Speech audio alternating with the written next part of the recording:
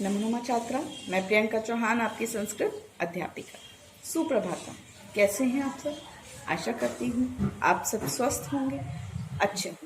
चलिए बच्चों, आज हम पढ़ेंगे तृतीय पाठ्य का अभ्यास प्रश्न। अनुवाद पूरा हो चुका था। चलिए आज हम देखेंगे प्रश्न निर्माण और पूर्ण वाक्य उत्तर। चलिए आगे बढ़ते हैं। चलिए बच्चों, देखते हैं। हमने तृतीय पाठ अस्माकं पितरों के एक पदेनुत्तरत पूरे कर लिए थे, शब्दार्थ कर लिए थे। आज हम और एक पूर्ण वाक्यानुत्तरत कर चुके थे। मैंने ये जो प्रश्न की संख्या जो डाली है वो आपके बुक के अकॉर्डिंग डाली है ताकि आपको परेशानी ना हो। ठीक है बच्चों, तो दूसरे प्रश्न से हम पूर्ण वाक्यानुत्तरत शुरू करते हैं। चलिए बच्चों, पाठे या सूक्ति ही अस्ति ताम लिखत। पाठ में या सूक्ति में, सूक्ति जो है इस पाठ में, उसमें क्या लिखा? पाठ में जो सूक्ति है उसमें लिखा है, उसमें लिखा हुआ है।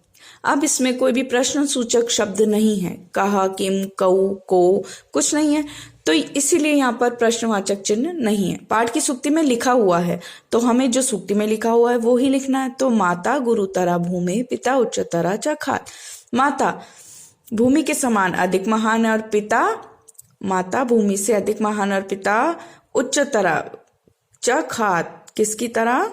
आकाश के समान ऊंचे हैं। ठीक है बच्चों, तीसरा देखिए, मातृभूमि ही असंभ्यम किम किम यच्छति। मातृभूमि हमारे लिए क्या क्या प्रदान करती है? तो मातृभूमि हमारे लिए क्या क्या प्रदान करती है? अब देखिए पूरे प्रश्न का जो उत्तर है, ये देखिए पूरा प्रश्न, मातृभूमि असंभ्यम। अब ये किम किम, ये प्रश्न सूचक जो शब्द होते हैं इनको हटाइए और यच्छति, इनके स्थान पर उत्तर आ जाएगा। अन्नम जलम च और यच्छति इसके अनुसार आ जाएगा। जब भी आप उत्तर लिखते हैं तो उसके स्थान पर पूर्ण विराम आता है लास्ट में, ना कि प्रश्न सूचक शब्द। ये हमेशा ध्यान रखना, गलती से भी मत लिख देना। अस्माकं कः संकल्पः अस्ति। हमारा कौन सा संकल्प है बताइए? अस्माकं संकल्पः अस्ति यत् वयम् अपि तयो यश कीर्ति च वर्धिष्यामः। हमारा संकल्प है कि हम भी तयो यश कीर्ति, उनकी यश और कीर्ति यानी कीर्ति और यश को बढ़ाएंगे। यश और कीर्ति यानी उनके मान सम्मान है ना, उनमें वृद्धि करेंगे, चारों ओर उनकी कीर्ति फैलाएंगे।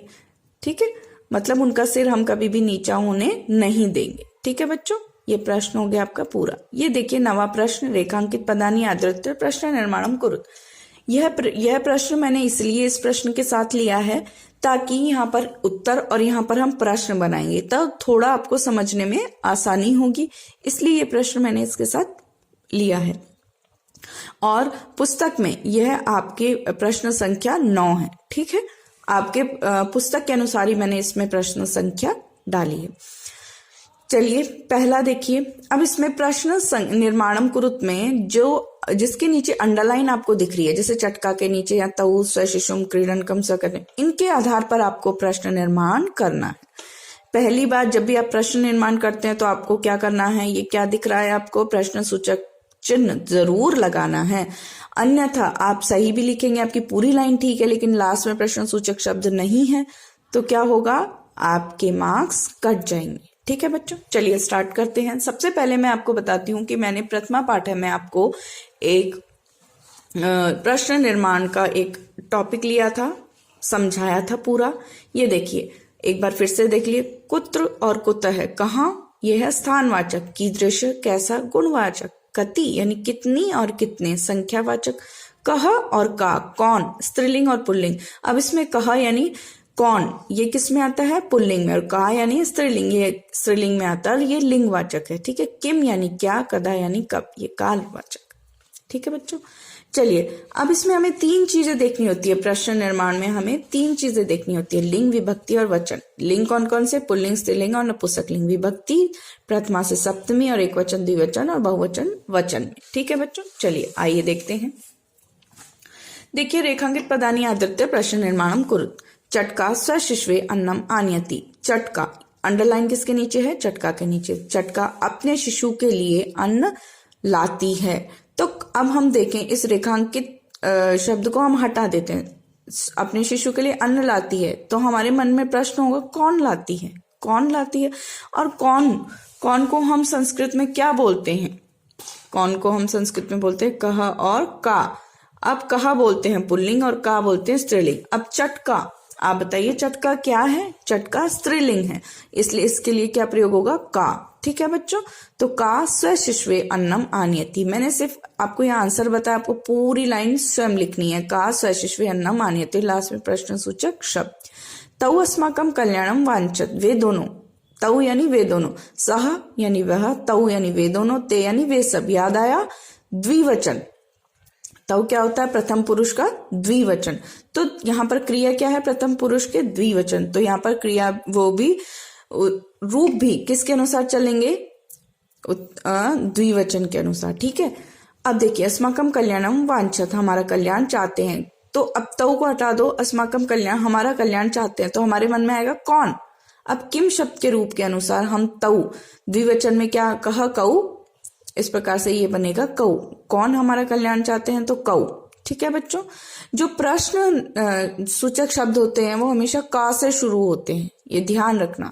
जैसे यहाँ पर देखिए किम, किम, कह, है ना, इस प्रकार से शुरू होते हैं, तो यहाँ पर भी कौ आ जाएगा। माता स्वशिशुम स्नेहेन पालयति, माता अपने शिशु को स्नेहेन, स्नेह से या स्नेह पूर्वक पालती है, तो कम इसमें आएगा। शिशुम में कौन सी, शिशु को, माता अपने शिशु को स्नेहेन, तो शिशु को में द्वितीय विभक्ति किम शब्द के रूप के अनुसार कम बनेगा। ठीक है, तो माता, ये भी देखना है, जैसे स्व शिशु है तो कह आ जाता, लेकिन स्व शिशुम है, द्वितीय विभक्ति है, तो यहाँ पर कम का प्रयोग होगा। जो भी क्रिया यहाँ पर है उसके अनुसार जो विभक्ति लगी है वो ही नीचे प्रश्न में लगेगी। अग्रजा अनुजाय क्रीडनकम यच्छति, अग्रजा यानी होता है बड़ी बहन, अनुजाय छोटी बहन, क्रीडनकम यच्छति यानी खिलौने देती है। बड़ी बहन अपने छोटे भाई या बहन, छोटे भाई को खिलौने देती है।